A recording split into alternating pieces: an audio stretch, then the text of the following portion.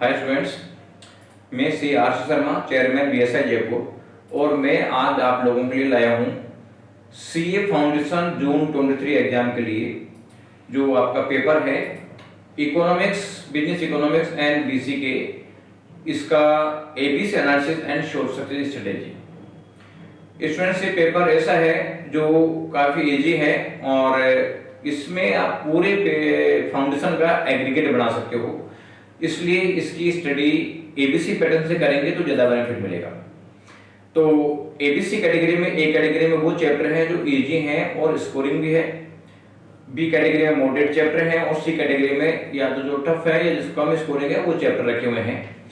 तो मैं नहीं कह रहा कि आपको कम करना है, आप जितना ज़्यादा पढ़ सकते हो उतना पढ़े, लेकिन इसको इस प्रायोरिटी में लेकर पढ़ेंगे तो आपको ज़्यादा बेनिफिट मिलेगा और आप ज़्यादा मार्क्स ला सकते हैं। इसलिए मैं आपसे ये कहना चाहूंगा कि आप इसको ए कैटेगरी पहले, फिर बी कैटेगरी, फिर सी कैटेगरी, इस तरीके से आप वर्किंग करें तो ज्यादा बेनिफिट मिलेगा। अब ये एबीसी कैटेगरी की एक्यूरेसी क्या है, तो इसके लिए मैं बताऊंगा आपको कि पिछली बार हमने जो एबीसी कैटेगरी डाली थी बीएसआई टेलीग्राम चैनल पे, वहां पे आपको मिल जाएगी। और एग्जाम में जो क्वेश्चन आया, हालांकि वो मेमोरी बेस्ड है, मेमोरी में बच्चों की मेमोरी के बेसिस पे हम क्वेश्चंस आइडेंटिफाई करते हैं, तो थोड़ी बहुत मिस्टेक हो सकती है, लेकिन फिर भी लगभग सही है। तो उससे आपको पता चलेगा कि क्या बताया था और क्या आया, तो उससे आप फेथ कर सकते हैं। या जो ऑब्जेक्ट सब्जेक्टिव के हैं, जैसे आपको हमने अकाउंट्स का और जो लो का भी दिया था, वो तो पेपर ही मार्केट में अवेलेबल होते हैं, उससे आप देख सकते हैं कि क्या एक्यूरेसी है क्या नहीं है। और ये जो पीडीएफ है बीएसआई के टेलीग्राम चैनल पे मिलेगी, तो आप बीएसआई के टेलीग्राम चैनल को सब्सक्राइब करके और वहां से पीडीएफ आप डाउनलोड कर सकते हैं। बाकी जो रिमेनिंग 3 पेपरों की एबीसी एनालिसिस भी ऑलरेडी डली हुई है, तो वहां से आप देख सकते हैं। अब मैं कौन कौन से चैप्टर एबीसी कैटेगरी में वो बताऊंगा। सबसे पहले दिखाऊंगा आपको एक्यूरेसी की, हमारे एबीसी कैटेगरी की एक्यूरेसी लेवल क्या है।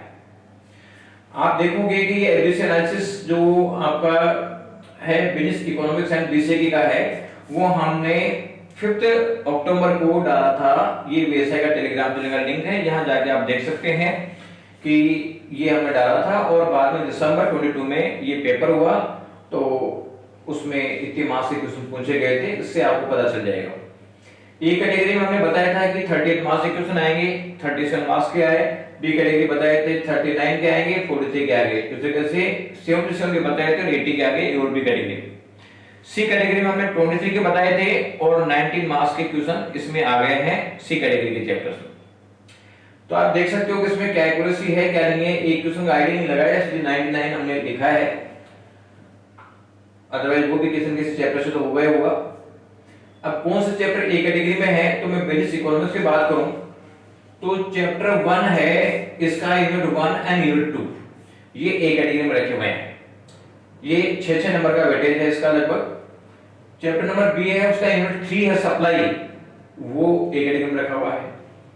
इसके अलावा चैप्टर नंबर 4 है, इसका यूनिट 1 है, ये ए कैटेगरी में रखा हुआ है। इसके अलावा बिजनेस एंड कॉमर्शियल नॉलेज की बात करें बीसीके की, तो चैप्टर 1 है, ये है चैप्टर 4 है, चैप्टर 6 है। इन 3 चैप्टर्स को हमने ए कैटेगरी में रखा है, तो टोटल 38 मार्क्स का वेटेज है। इसके अलावा कैटेगरी बी बात करते हैं, तो चैप्टर 2 का जो यूनिट 1 है, law of demand and elasticity of demand, ये ए कैटेगरी में है। चैप्टर 3 का यूनिट 1 एंड 2 है, वो ए कैटेगरी में है। चैप्टर 5 पूरा ए कैटेगरी में है, ये बहुत अच्छा है, 10 मार्क्स का आसपास वेटेज इसमें है। बीसीके की बात करूं तो चैप्टर 2 है और चैप्टर नंबर 5 है, ये आपका बी कैटेगरी में, तो 39 मार्क्स का वेटेज यहाँ पे है। कैटेगरी सी की बात करें तो चैप्टर 2 में theory of consumer behaviour unit 2 ये रखा हुआ है, और चैप्टर 4 में 2 यूनिट है, यूनिट 2 एंड 3, ये आपका सी कैटेगरी में रखा हुआ है। और बीसीके में जो बिजनेस ऑर्गेनाइजेशन है, ये सी कैटेगरी में रखा हुआ है। इस तरह से टोटल 100 मार्क्स का वेटेज है। तो आप इसके हिसाब से वर्किंग करेंगे तो आपको ज्यादा बेनिफिट मिलेगा।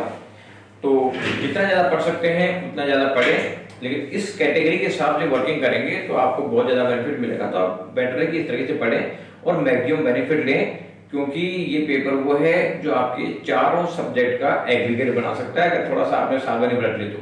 इसलिए इसको फोकस लेके वर्किंग करें। Thank you.